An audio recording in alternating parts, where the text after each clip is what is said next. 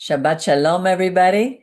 Today's message is called Chukat Balak, and I entitled it, Oh, When Will We Ever Learn? I remember that song, Oh, when will we ever learn? Now, offerings played a huge role in the life of Israel. They always have, and I think that's what makes us such large givers.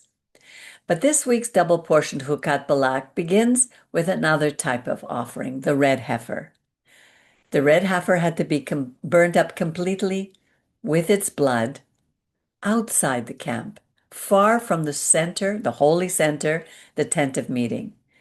Its ashes were mixed with fresh spring water called mei nidah for waters of purification. A ritually clean person would dip a bunch of hyssop, which represented humility, into the mixture and sprinkle it on the impure person on the third and seventh day. After the seventh day of sprinkling and bathing, the person was declared clean. This ritual was to treat contamination from contact with the dead. Now, outside the camp was the zone designated for the most severe cases of ritual impurity. These were things like lepers, which we read in Leviticus. The remains of sin offerings were kept outside the camp in Leviticus 4. Executions were done outside the camp, and the scapegoat was released outside the camp. There's a paradox here. The ashes of something clean, the pure heifer, was used to purify someone or something unclean, impure. And anyone who handled the dead heifer or its ashes became ritually impure. This is a chok. It's a divine statute that needs to be obeyed without a logical explanation. Our sages say that the red heifer was meant to atone for Israel's sin of the golden calf. But how could ashes of one calf reverse the sin of another? Again, it's a chok. This theme, this paradox, would be repeated in Numbers 21. After the Edomites, who were descendants of Esau, Jacob's twin brother, after they wouldn't allow their relatives, the Israelites, to pass through their territory, the Israelites were forced to go the long way around, and they became discouraged. And they spoke against Moses again. Why have you brought us out of Egypt to die in the wilderness with no bread, no water, and we despise this worthless food? They were referring to God's gift of manna. Imagine. The result? God sent venomous serpents among the people, and many died. It's not that there were no snakes in the desert. For 40 years, God had been protecting us against venomous snakes, but now they were set loose, and many people died. They went to Moses and admitted that they had spoken against God and against him, and again, instead of reacting against them, Moses interceded for the people, and he followed God's instructions. He made a bronze serpent, he put it up on a pole, and whoever had been bitten and looked up at it was healed. In either situation, did the heifer that became impure cleanse the person? Did the bronze serpent on the pole heal the infected person? How many objects in our lives do we attribute to being a source of healing or power? When I was involved in Christianity, we read in the book of John that Jesus Christ, pointing to his death on the cross, compared himself to the snake lifted up in the wilderness, and that everyone who believes in him would have eternal life. Was the bronze serpent God? Did the bronze serpent have power to heal? No, it had no power. In fact, it had to be torn down 700 years later by King Hezekiah because Israel was burning incense and worshiping Moses' bronze serpent, which they had named Nehushtan, which means that worthless thing, after Nachash, snake. How could Jesus, whom we know as Rabbi Yeshua, have compared himself with this worthless thing that had no power? He loved the Torah. He wanted his people to return to the Torah and to trust in the God of their fathers, who held all power in his hands. Also, didn't the ashes of the red heifer cleanse the people, not its blood? You know, we tend to worship what we can see, and we replace our invisible God with a worthless thing. The serpent that God had commanded Moses to make had become an idol over time. The Israelites had lived in the pagan culture of Egypt for hundreds of years and had been bombarded with one superstitious ritual after another. God was continuously directing their attention away from these false rituals by giving them ones that would redirect them back to the only God of their fathers, whom they had forgotten. Today in Israel, the Orthodox Jewish community wants to reinstate the sacrificial system and declare that they have found what they believe to be the perfect red heifer. But can a red heifer, offered on the Temple Mount, save our people today? Or is that man's way of telling God what we want him to do instead of doing what God asked us to do? Although the elements differ, the theme of the red heifer and the venomous snakes can be compared to the ritual of the sotah in Numbers 5, verses 11 to 31, where a husband who suspected his wife of adultery had to bring her to the priest. He concocted a drink from the dust gathered from the floor of the tabernacle and added it to ordinary water. She had to drink it to prove her innocence or reveal her guilt. How could that have worked? I believe in all these cases, God was dealing with a people who had been immersed in superstitious beliefs. Those were prevalent in the pagan religions of that day. These stories in the Torah warn us to be very careful about never making worthless objects the source of God's power.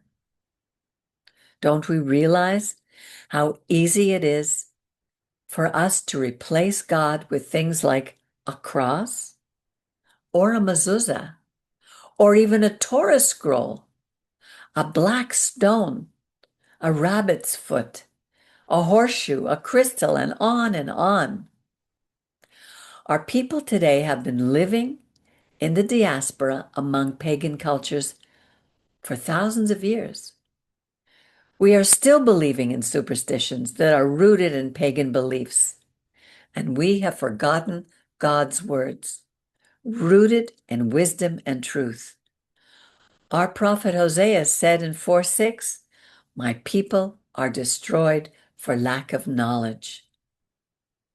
In Numbers 20, verses 2 to 12, the people of Israel once again complained that there was no water to drink.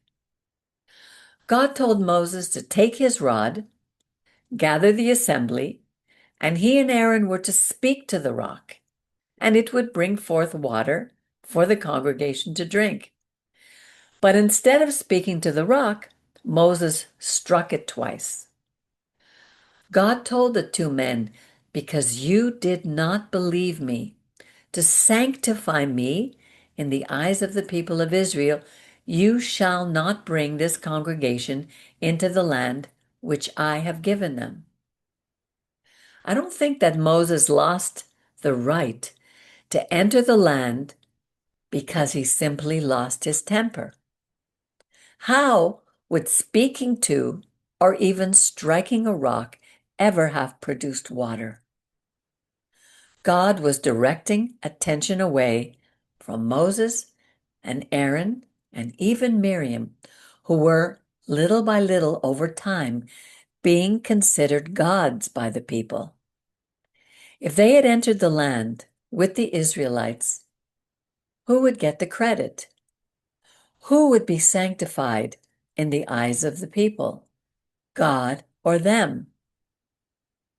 Chapter 20, verse 13 continues, "This is the water of Meribah, or Merivah, because the people of Israel strove or struggled with God, and he was sanctified in them, et Adonai v'yikadesh bam."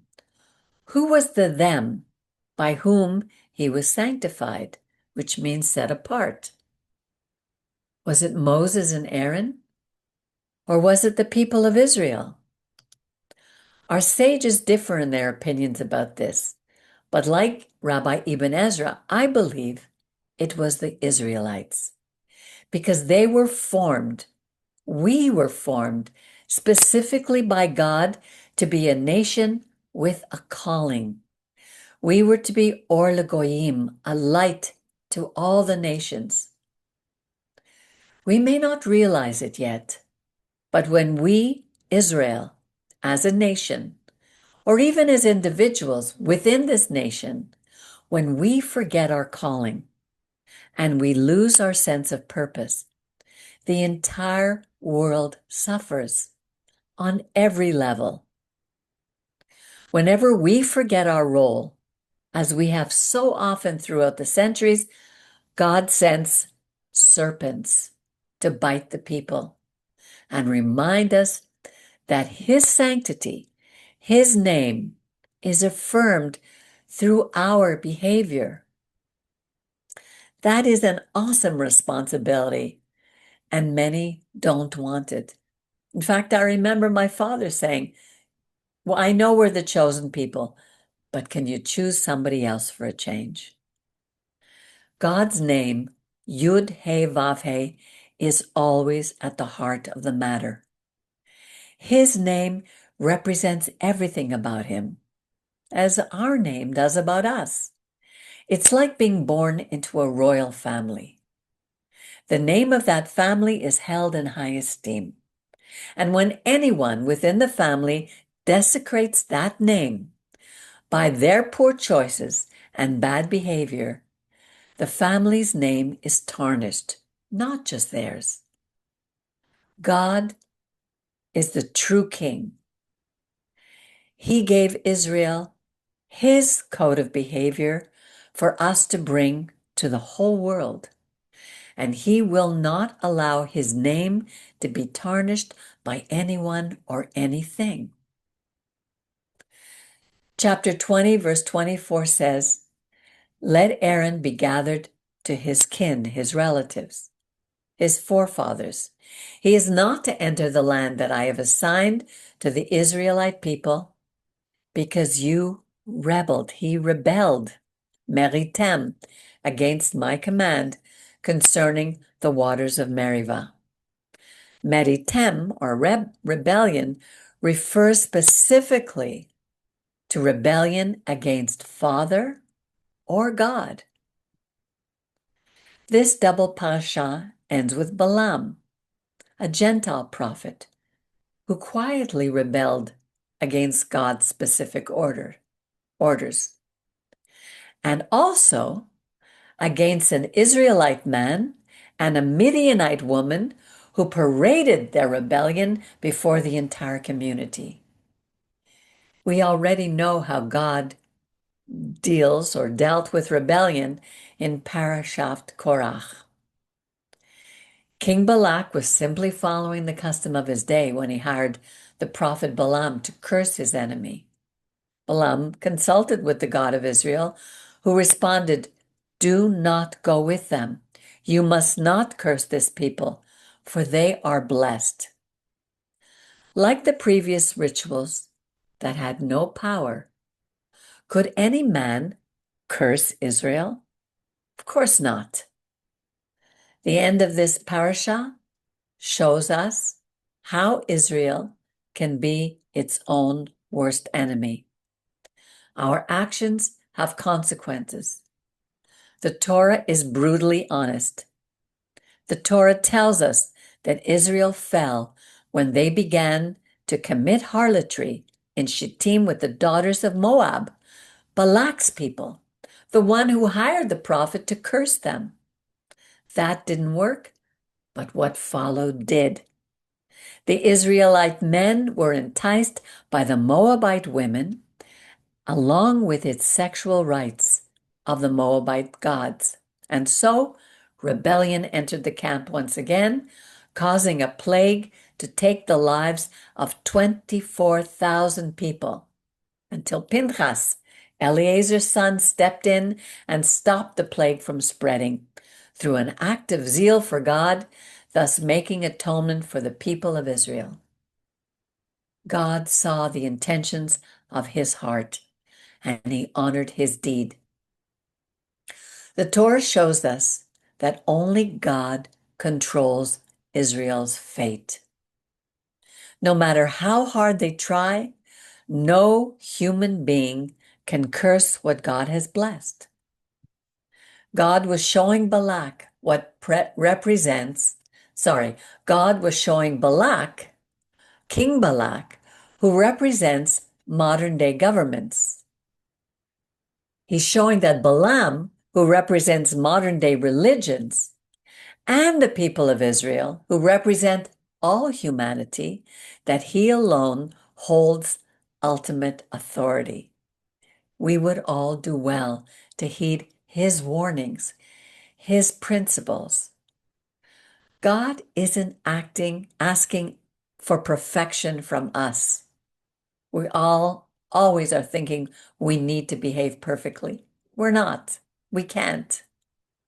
He is our Father, and we are his beloved children, both Jew, the native-born Israelite, and the Ger, the Gentile, living among us. The Haftorah in Micah 6, verses 5 to 8 states very clearly what God is asking from us. O my people, remember what Balak, king of Moab devised, and what Balaam, the son of Beor, answered him, so that you may know the righteous acts of God. With what shall I come before God and bow myself before God on high? Shall I come before him with burnt offerings, with calves a year old? Will God be pleased with thousands of rams, with 10,000 rivers of oil? God has told you what is good, O human, and what he requires of you. Do justly, love mercy, and walk humbly with your God. We don't need to reinstate the sacrificial system once again. The formula of replacing God with worthless things is threaded throughout this double portion and has followed us from that day till this. Look at the world today. We are living in obvious rebellion against God's instructions that were meant to protect us from the curses of the modern day Balaams and Balaks. When the consequences of our rebellion affect us, we complain. We form committees to fight the injustice and hatred against us. We blame governments, and ultimately, we blame God.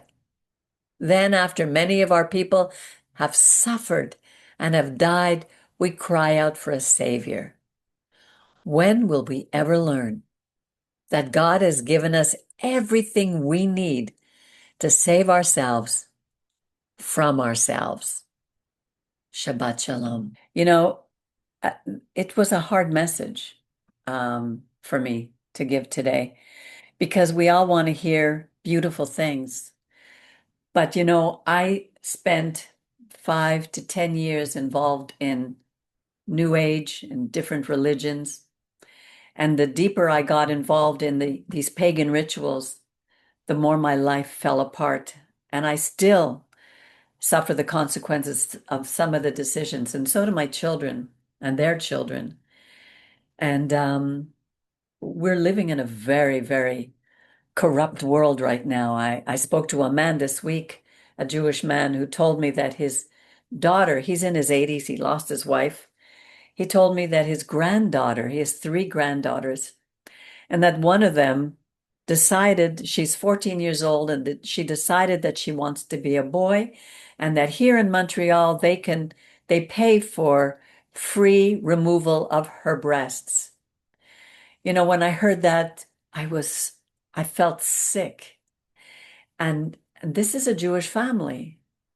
And I wanted to scream out, don't allow it, speak out, say, this is wrong. And and then I heard this week, I had President Trump, who I really like and respect for a lot of the things that he did. And he said there would be no Israel without the United States. And I thought, what is this man saying? Is this an AI thing that maybe he didn't really say that? Israel belongs to God. Israel is not just a piece of territory. Israel was formed to be a nation, to bring his principles to the rest of the world. And when we are not doing that, we are going to suffer the consequence. All through the history of our people, we read that in every book and every holiday. At Pesach, when we forgot him in Egypt, God brought us out, and we went through 40 years in the desert, constantly striving and struggling with this God who formed us. At the time of Hanukkah, what happened just before Hanukkah? When the Greeks came in, and a group of young renegades went and said, no, we were suffering until we started to follow the pagan ways of the Greeks. Then they asked people to join with them. Every time we as a people turn against our God, we suffer. I know it because I lived it. And now I'm we want to be kind, and we want to be loving, and want to say all the right things to our children and to our friends and the people around us. But what is true love? True love is telling people the truth. And where do we find the truth? Who holds the ultimate truth and ultimate authority?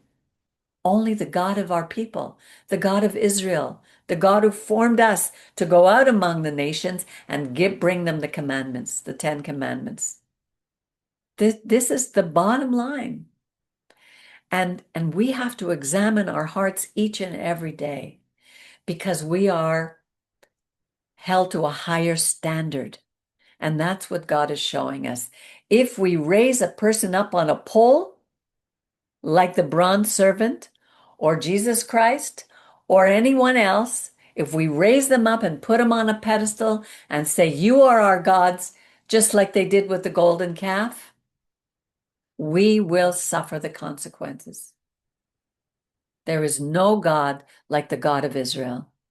And we have to learn. And what is he saying to us? I hear from him. I see him every day. And when I start to get down and suffer from what I see, what's going on in the world, or what I see my children and my grandchildren are struggling with, I have to remember he's with us. He will never abandon us. He said in the book of Joel, I will never leave you or forsake you. I will restore the years the locust has eaten. He's always with us. And we always have to put him first. And it's not easy. We fail every single day. We fail. But we can always come back. And this little community, who I adore and work hard with all my heart to preserve the work of our beloved Rabbi, who saw things as very few rabbis see. And this little community, we work together to help each other and live the principles of our God, as our Rabbi Yeshua taught us how to do. But he was not a God. He was made into a God hundreds of years after he died. He was a man who wanted us to come back to the Torah. We need to bring back the Torah to our people and not make a human being into a God. President Trump is not a God. Benjamin Netanyahu is not a God. The Torah itself is not a God, but what is written in it for us to apply and follow in our lives. It's simple. It's really not a complicated issue, but it's hard to do. It's so hard to do. We struggle each and every day, and that's why we have we remind each other. When I'm down and I'm saying, "What am I doing?" I call my friend Miriam and she reminds me. And it's the same with all of us. We need to remind each other our role, our small role in the greater or in this orchestra that God has put us in. Each of us has a small part to play. And I have to remember, I'm not God. I can't be perfect when I'm telling myself, look what you did. And then I say, okay, I'm not perfect. I did it. Now, how do I make it right? That's what the Torah is teaching us. So that's the message I got from this week's parasha. Yeah, thank you for that, Peggy. Just a few things. I really like the idea that what you said, God did not allow Moses and Aaron to come into Israel, but I never heard it said. Part of what you said was, you know, if he had brought them finally to the promised land, they would have made him into a god, which people actually do. But I mean, it would have been very, they probably would have made him into a god. Exactly. Um, Just like they had done with Yeshua. They made him into a god. yeah, He never did. He never said it. He was long gone when all that happened. And all the statues of his followers. There we have a big church in the middle of Montreal, in the heart of Montreal, that has all his disciples, his Talmudim, who are up there yeah, as gods. right. It's unbelievable what we do. It's natural in us. Just one thing about the snake on the pole. Yeah. I never understood, like, what? Okay, I mean, they were bitten by snakes and all that, so that's probably why, he said, put the snake on the pole. But what a funny, like, what was that all about? Like, really, it's not look up to the snake. If you hold up and look up to God. But where did that come from? Is that some maybe a reaction to some pagan thing? I don't know. What do you think, Mauricio? Yeah, regarding the why God allowed this idolatry. Uh, for me, it's sometimes that God l- allow us to have some memories because you know he used to say, remember what happened in the past, okay, and that is like a memorial. We need that, We need that. Yeah. We have the kipia, which is a memorial. We have the tzitzit, right? etc. Yeah. But the problem is the heart of the human that converts these things Gods. idols, into gods, in a totems. Okay. Oh, I need that. Yeah. You know, sometimes we can feel like not covered by God because if we are not using a kippah, for example, um, or we are not covered if we didn't kiss the mezuzah or things like that. So uh, that is a problem because that was a symbol in Israel, understood another completely thing. Okay, that was the problem. That's why God allowed through when Ezekiel, um, this king said, "Oh, destroy it," okay, because uh, we can remember, okay, uh, the story. We don't need to look anymore the Nehushtan. I mean, is senseless to have this idol. Yes. So and you know, things that happen, obviously. Can I With add something? Yeah, Just something that just came to my mind. Remember when we were came down with like polio or we have an allergy to something? What do we do? We take a little bit of the thing and we make it into a vaccine. It's like sometimes we have to use the very thing that was hurting us to be able mhm, to turn it into something that's good. And I think that's a little bit the idea behind this from my understanding. yeah, yeah. But you know that the point is, okay, you know, because this is a symbol, honestly. Mhm. Um, I associate the thing with the first thing because you know today it's incredible how every year I find out a lot of people saying, "Oh, I can I we found a heifer rare Yes. eh, in Chile, in Israel, in Europe." And it's incredible how people is looking for this cow, Yeah. eh, a red one, Yeah. okay, Pure. uh, yeah, pure, and you know they are looking. I don't know how they have the time to look with with a Microscope. microscope every single um you Here. know hair, yes, because if one is another color, so that is not a really rare cow. Right. Okay, so but at the end, in the first part of this portion, it says that this is interesting, you know, that God said to the priest, okay, you will be uh you will become, yeah, colon tissue burst, yeah. The point is that says that there is a tree, cedar. I think that's his name, right? Big cedar. Yeah. The tall Yeah. cedar. Yeah.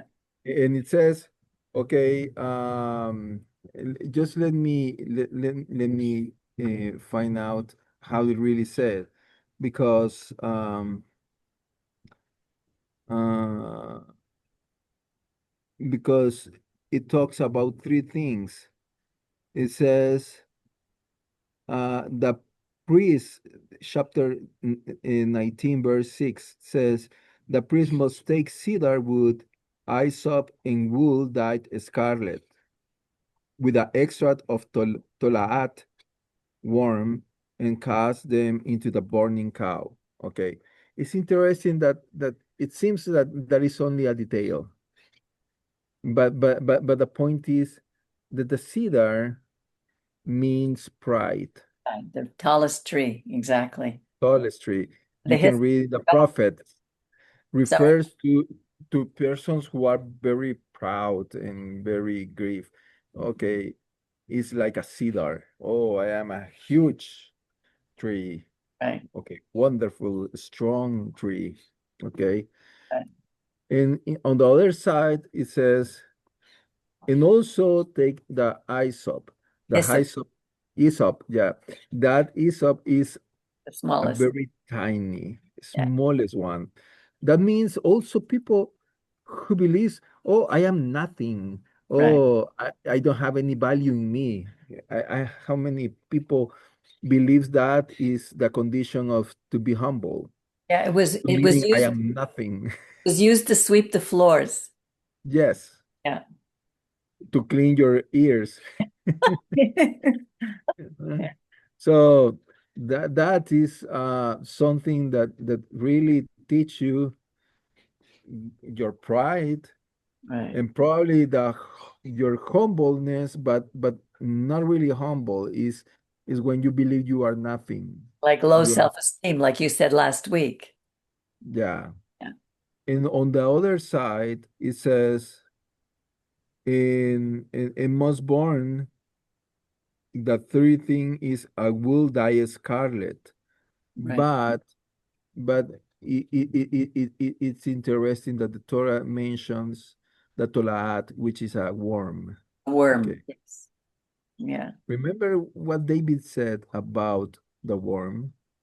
Who is the worm? We. Yeah. Yeah. The man. Yeah. Okay. And God is putting everything of that condition that to the humble person, to the Most pride. greatest, most pride person.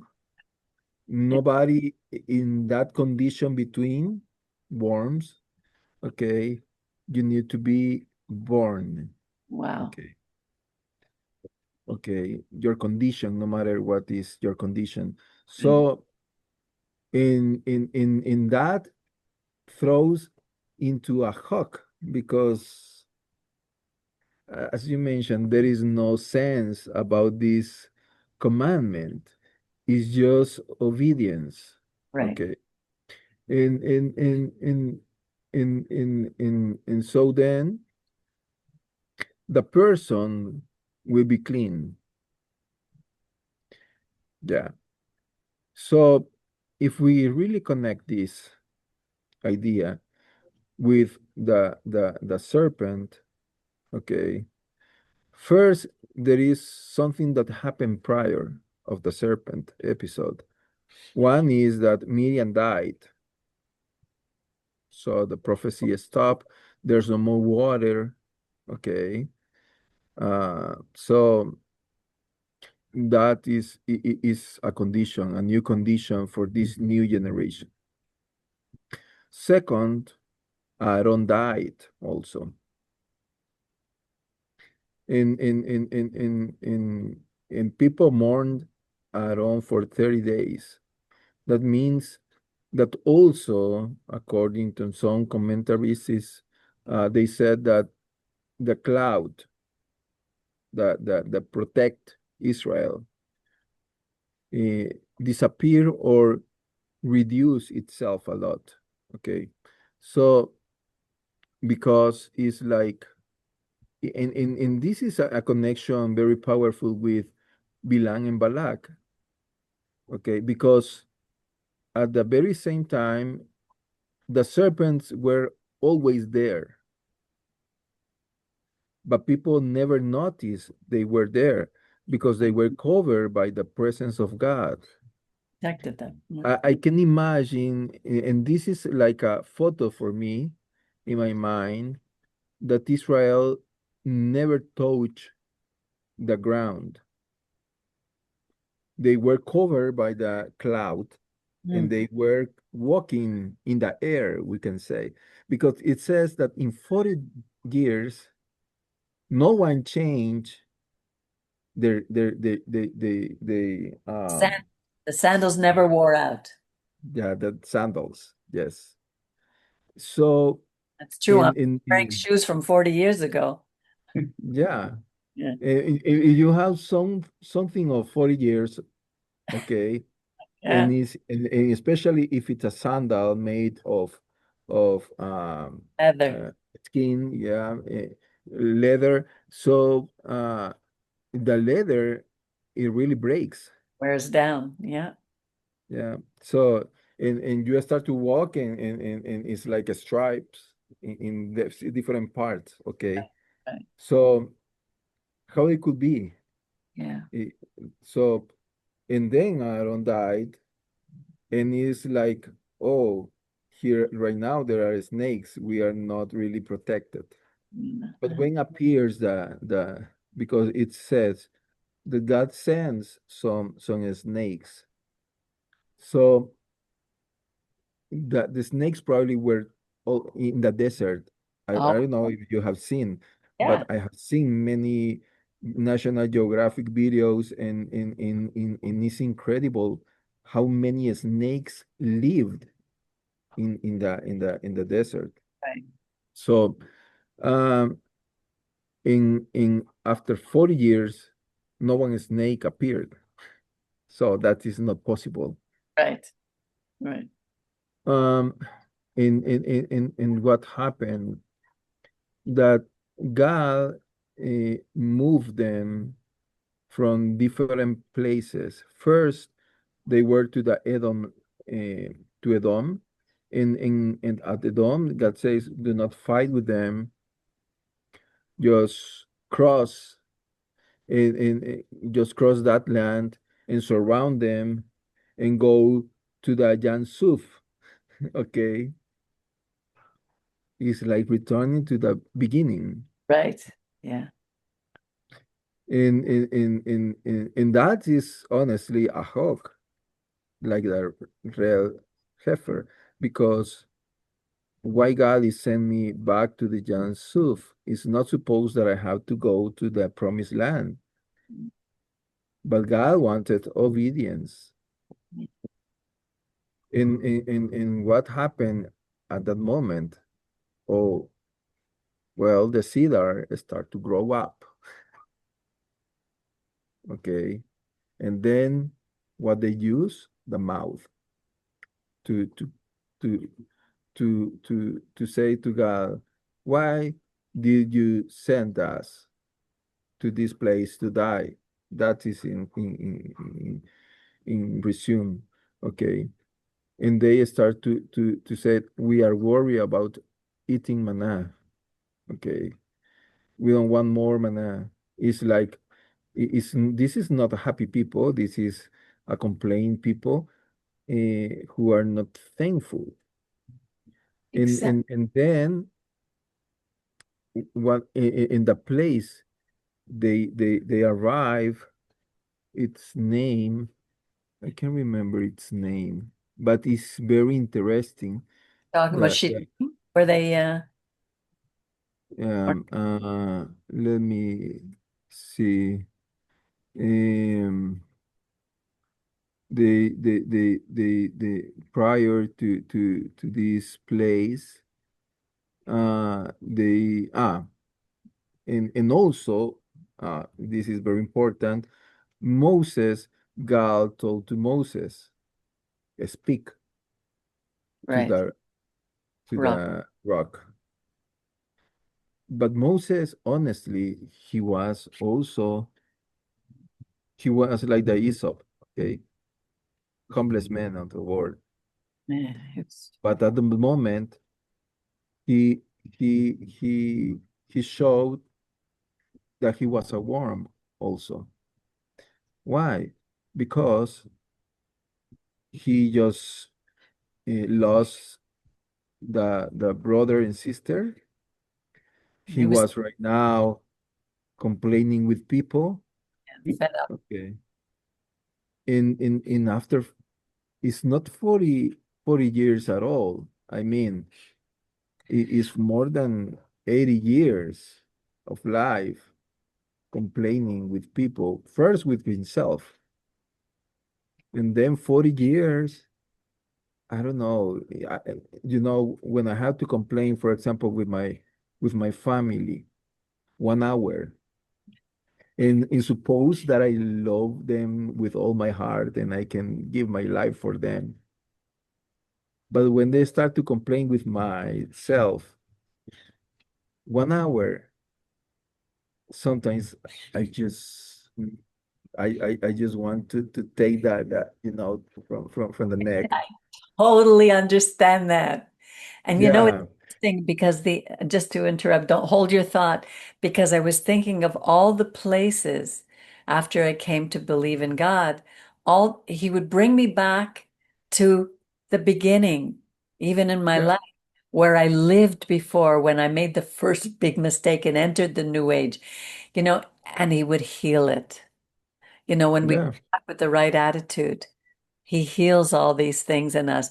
But I get it because there's times with my children and it doesn't end. I want to yeah, strangle them. I want to swear at them. I want to bang the phone down at them. I get so mad. I just don't know what to do with myself. And then I beg God yeah. to help me because, I totally get what he was feeling. Yes. And the point is that Moses at that moment he was really upset. he was really like a man. He's showing his, Humanity. I'm a man, my humanity. Yeah. Okay. So then he decides to hit the rock Twice. twice. One probably he was upset. The other one probably to show, oh, and you know that the problem here that God never claimed to Moses to say, oh, because you hit a rock, the mistake was not to hit the rock. Because God said, because you didn't sanctify me. Right. But why? Why, if he only had to speak to the rock, why would God have said, take your rod? Yeah, because honestly, if and this is very funny because always I have in my family some people that they try to put some hocus pocus in the Bible, and they said, oh, the aliens gave the road to Moses because Yes. if you can see the road part the Yansuf, the when he used the rod became into a snake. So the power was in this weapon extraterrestrial, you know. Yeah. That's So yeah, and it's the very same idea of the snake in the nest, right. in the post. So people believe that was the snake. No, was not the snake, was God. Right. So in this case, people first look the power not of God, of Right. this tool. Second, Moses said, we we can give you water. Okay. So he's saying God in me or Aaron in me. Right. It depends how you read it. Yeah. So that gives you the idea that was not really God, was Moses. Right. That is why God never eh, said to Moses, why did you hit that? That was not really important for God. Were the words he used.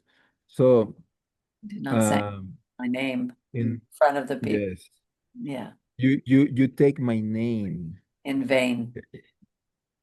And then uh, people uh, get into the Jansuf, okay, to to to say, oh, we are back again to the with the to the first uh, part, okay, and and they get to it says that the soul of the people in in chapter 21 verse 4, um that is something that for me was really interesting because just let me check the 20.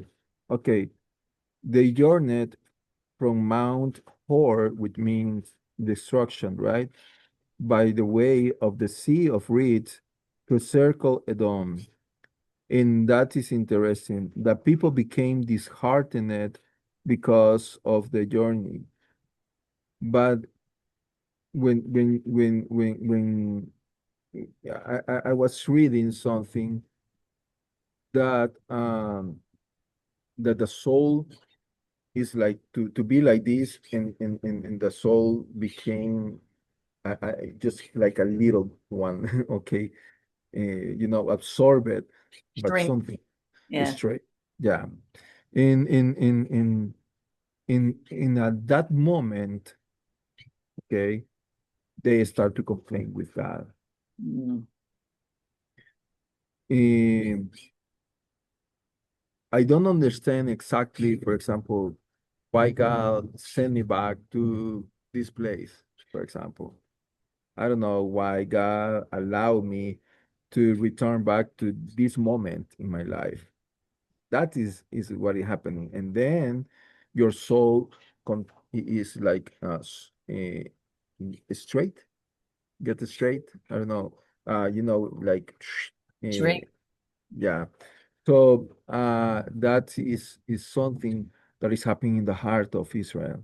Mm. And at that moment, it is because it is like um, in Spanish means el alma de Israel se hizo corta.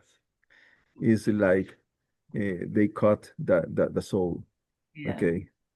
So, um, They uh, already knew, I guess, also that they weren't going to be able to go into the land. yeah, So they were going to, but that is very interesting.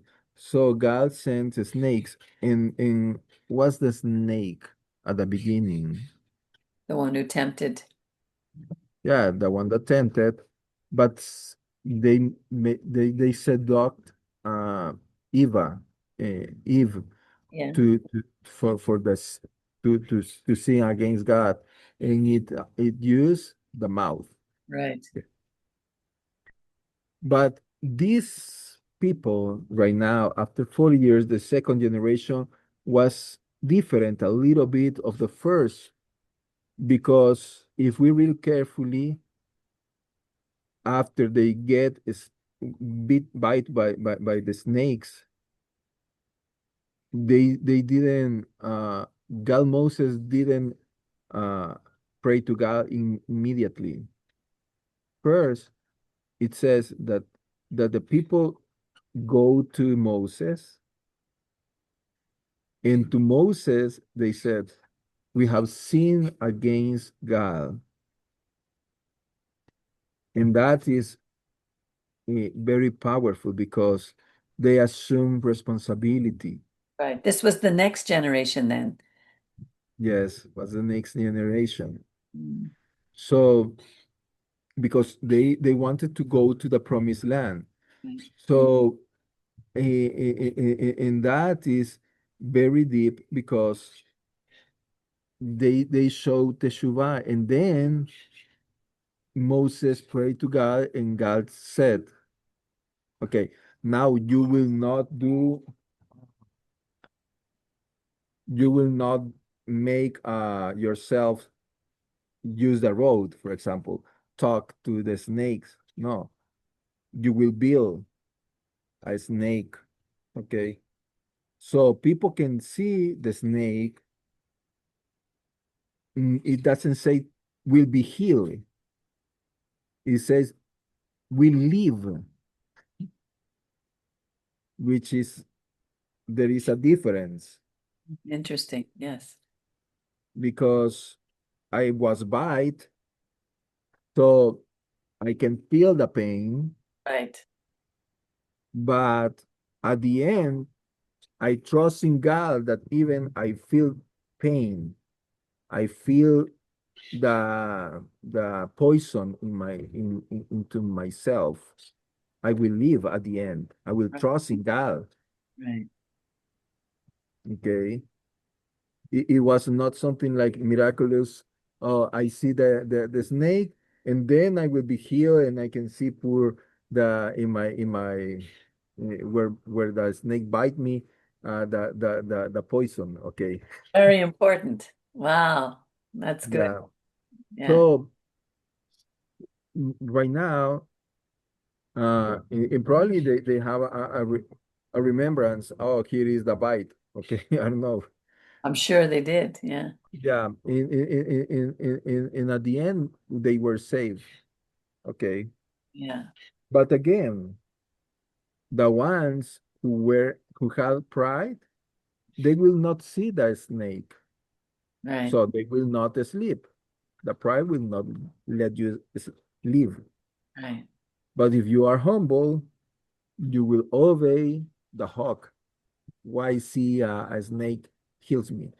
Well, there is something that you put your sight to the heaven, and you can see that as the snake has the problem of the mouth, you recognize, oh, that is my problem too.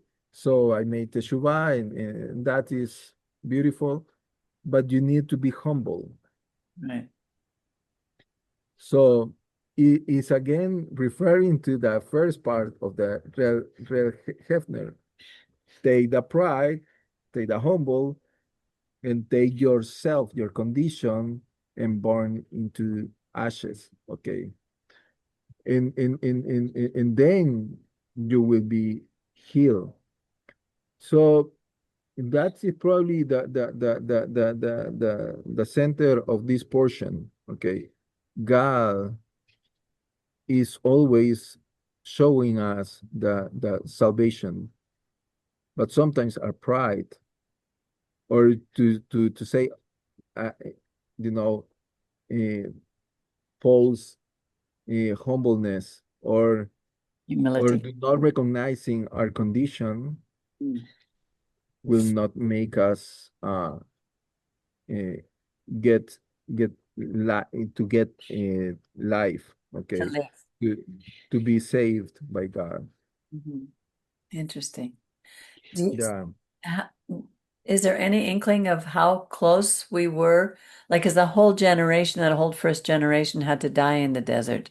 So I suppose that those 24,000 people were that first generation that, No, but not necessarily.